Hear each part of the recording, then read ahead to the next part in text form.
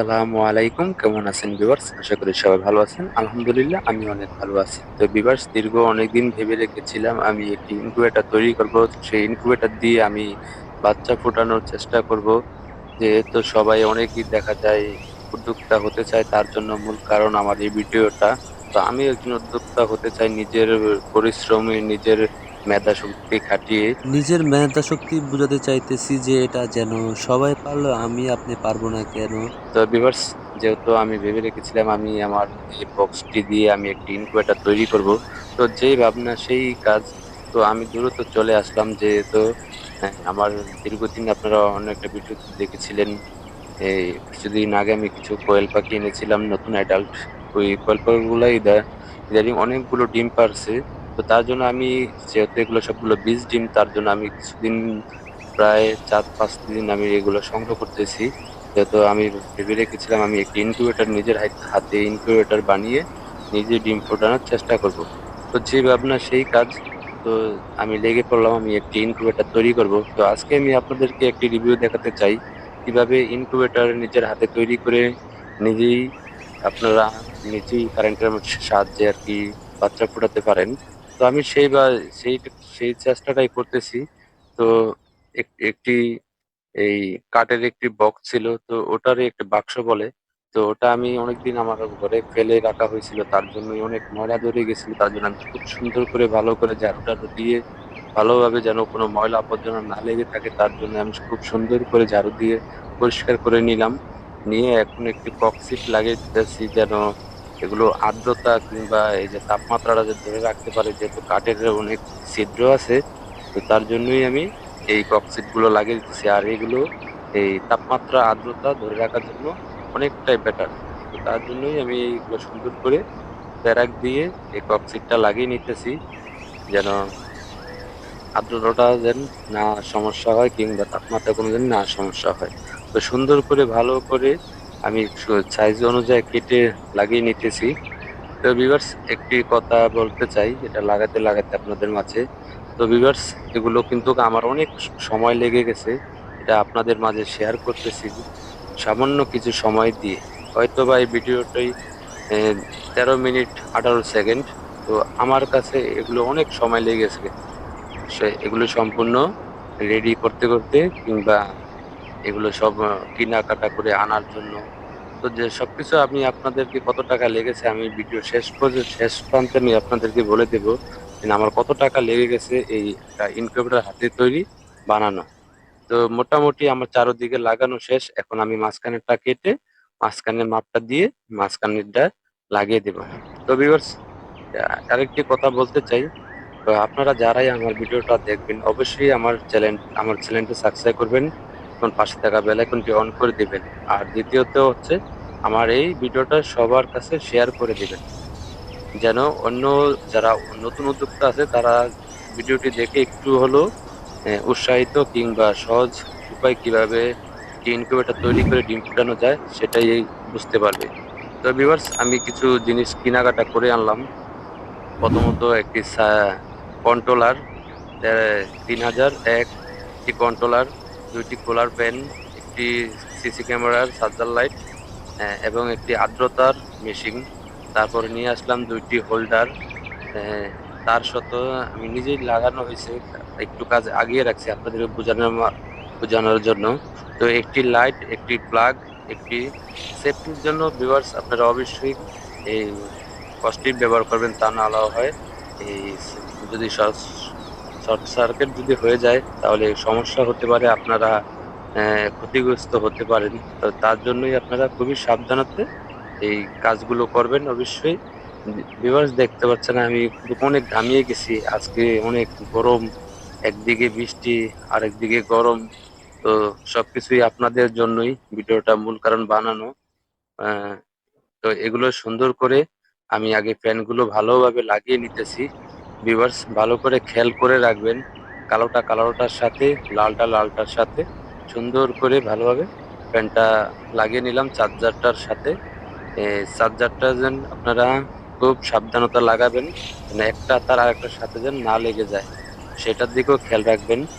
তো আমি একটি চার্জার ফ্যান, আর সরি, একটি সিসি ক্যামেরার যেই চার্জার, তো ওই চার্জারটারে আমি নিয়ে আসলাম। তো ওটাই আমি দুইটা ফ্যানের সাথে ভিউয়ার্স, আপনারা চাইলে একটি ফ্যানও ব্যবহার করতে পারেন, কিন্তু আমি দুইটা ডিম দুইটা এই ফ্যান ব্যবহার করছি। আর যদি ভিউয়ার্স এটা হচ্ছে 3 ইঞ্চি সাইজের ফ্যান, এটা অত বেশি দাম না। দামগুলো আপনাদেরকে কোনটা কেমন দাম নিছে আমি আপনাদেরকে এই ভিডিওর লাস্ট প্রান্তে আমি আপনাদেরকে বলে দেবো। অবশ্যই ভিডিওটি আপনারা শেষ পর্যন্ত দেখবেন। তো এখন আপনারা এই যে দেখতে পাচ্ছেন কন্ট্রোলারটা লাগাইতেছি। তো যে সাদা যে তারটা, এটা হচ্ছে লাল তার হিসাবে কাজ করে। তো আর এই কালোটা তো বুঝবেনই, যে কালোটার সাথে লাগিয়ে দিবেন, লালটা লালটার সাথে লাগিয়ে দিবেন। এটা হচ্ছে আপনার এই বাতির লাইনটা আর কি, যে বাল্ব, ওই বাল্বের লাইনটা ওদিকে লাগাবেন। আর এই প্রান্তে দেখতে পাচ্ছেন এই একটি কালো তার এবং একটি লাল তার। তো এটা হচ্ছে আপনার এই সুইচের যে এই কারেন্টের প্লাগটা আর কি। ওই দুইটা হচ্ছে কালোটা আর হচ্ছে লালটা, এই দুইটা হচ্ছে আপনার এই কারেন্টের লাইনে লাগানোর জন্য আর কি। আর যেটা সাদাটা আর এবং একটি কালো তার, ওটা হচ্ছে লাইটের জন্য আর কি। তো আমি সুন্দর করে ভালো করে লাগিয়ে দিতেছি যেন কোনো সমস্যা না হয়। ভিউয়ার্স, সুন্দরভাবে ভালো করে লাগিয়ে নিলাম। এখন আমরা কষ্টে পেঁচাচ্ছি, কষ্টে পেঁচিয়ে সুন্দর করে যেন শর্ট সার্কিট যেন না হয়ে যায়, তার জন্য ওদিকে আমাদেরকে খেয়াল রাখতে হবে। এখন আমরা এই টু পিন প্লাগটা লাগিয়ে নিতেছি, এটা কারেন্টে দেওয়ার জন্য। তো তার জন্যই সুন্দর করে ভালো করে টু পিনের লাইনটা লাগিয়ে দিতেছি। এখন প্রায় প্রায় আমাদের কাজ শেষ পর্যায়ে চলে আসছে। তো এটা টাইট দিতেছি, টাইট দিয়ে টাইট দেওয়া হয়ে গেলে খুব সুন্দর করে ভালোভাবে টাইট দিতে হবে, তা নাহলে হয় যদি হয়তো একটু টান টুন খায়, তাহলে যদি ছুটে যায়, দেখা যায় বাতিটা যদি আবার না জ্বলে, তাহলে কিন্তু একটি মারাত্মক একটি ভুল হয়ে যাবে। দেখা যায় আপনি যদি হয়তো বা কোথাও যদি চলে যান, এদিক দিয়ে যদি লাইটটা যদি অফ হয়ে যায়, তাহলে অনেকটাই সমস্যার সম্মুখীন হতে হবে। এবং কি আপনার যদি দীর্ঘ সময় যদি ধরে বন্ধ থাকে, তাহলে ডিমগুলো নষ্ট হয়ে যাওয়ার সম্ভাবনা থাকে। তো ভিউয়ার্স, যে এই প্যানগুলো, তো এই প্যানগুলো আপনারা আপনাদের বুঝ মতো কিংবা মাপ মতো আপনারা লাগিয়ে নেবেন, যেন বাল্বের বরাবর পরে আর কি, যেন যে বরাবর আপনারা বাল্বটা লাগাবেন, সেম ওটার পাশে দিয়ে যেন এই বাতাসটা যেন, এই ফ্যানের যে বাতাসটা, ওই বাতাসটা যেন এই লাইটের উপরে পড়ে আর কি। যদি লাইটের উপরে ফ্যানের বাতাসটা পড়ে, তাহলে আপনার কি হবে, এই যে গরম যে হাওয়াটা, হাওয়াটা লাইটের দিকে দূরে সরিয়ে দিবে আর কি। সব দিকেই এই ফ্যানের কাজটা হচ্ছে লাইটের দিকে তাপটা নিয়ে সব দিকে ছড়িয়ে দিবে। আপনার এই মূল ফ্যানের এই কাজ হলো এটা। তো আমি এটা আমার প্রায় শেষ কাজ, আমি এগুলো এখন বর্তমানে সব ফিটিং করতেছি। তো দেখা যায় ভিউয়ার্স, আমার এই প্যারাক, আপনারা প্যারাক ব্যবহার করবেন না। আমি তো যেহেতু আমি ভুলে গেছি এগুলার এই পিন আনতে, যে এগুলো তার লাগানোর জন্য এক ধরনের পিন পাওয়া যায়। তো আমি ভুলে গেছি, তো তার জন্য আমি ক্ষণিকে আপনাদেরকে যদি দেখানোর জন্য তার জন্য আমি প্যারাক ব্যবহার করতেছি। আপনারা কখনোই প্যারাক ব্যবহার করবেন না। দেখা যায় অনেক সময় প্যারাক ব্যবহার করলে দেখা যায় তার যদি লিক হয়ে যায়, তো তার এর সমস্যা হতে পারে। আমি দেখা যায় আপনাদের ভিডিওর শেষে দিয়ে আমি এগুলো খুলে ফেলবো, এই প্যারাক গুলো আমি খুলে ফেলবো আপনাদেরকে দেখানোর জন্য। আমি এই প্যারাক গুলা ব্যবহার করছি যেন একটা রেডি করার জন্য আর কি। তো ভিউয়ার্স, আমার অলরেডি রেডি হয়ে গেছে। তো আমি এখন তাপমাত্রাটা আমি সেট করতেছি। ভিউয়ার্স, হাঁস মুরগি বলেন, কিংবা কোয়েল পাখি বলেন, কিংবা তিতি মুরগি বলেন, এগুলো সবগুলো ডিমই 37.7 রাখতে হবে। আর ভিউয়ার্স, আপনারা যারা চীনা হাঁস কিংবা রাজহাঁসের ডিম ফুটাতে চান, তো তারা এই তাপমাত্রা দিয়ে ফুটাতে পারবেন না। তো তার জন্য আমার এখনো তো কোনো অভিজ্ঞতা নাই, আমি আপনাদেরকে বলতে পারছি না। তো হয়তোবা যদি আমাদের যদি কোনো প্র্যাকটিক্যালি কোনো অভিজ্ঞতা হয়, তো আপনাদের মাঝে অবশ্যই শেয়ার করব। তো এটার জন্য আমি খুবই দুঃখিত না জানার জন্য। তো ভিউয়ার্স, তো আমি 37.7 রেখে দিলাম।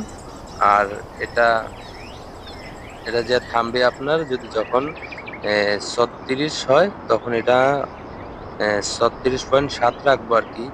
হয়তো বা আমি একটু ভুলে 36.7 রাখবো আর কি। যেহেতু 10% নিচে নামলে এটা অটোমেটিক জ্বলে উঠবে, আবার যখন 37.7 হবে তখন অটোমেটিক এটা বন্ধ হয়ে যাবে। তো কন্ট্রোলার আমার সম্পূর্ণ রেডি করা শেষ। আমার এখন আমি চলে যাব এটা 1 ঘন্টার জন্য আমি ছেড়ে রাখবো, যেহেতু আমি কিছুক্ষণ পরে আমি ডিম দেবো। তো ভিউয়ার্স যারা ইয়া করবেন 1 ঘন্টা আগে এটা ছেড়ে রাখবেন গরম হওয়ার জন্য। তো আমি ডিম নিয়ে হাজির হয়ে গেলাম।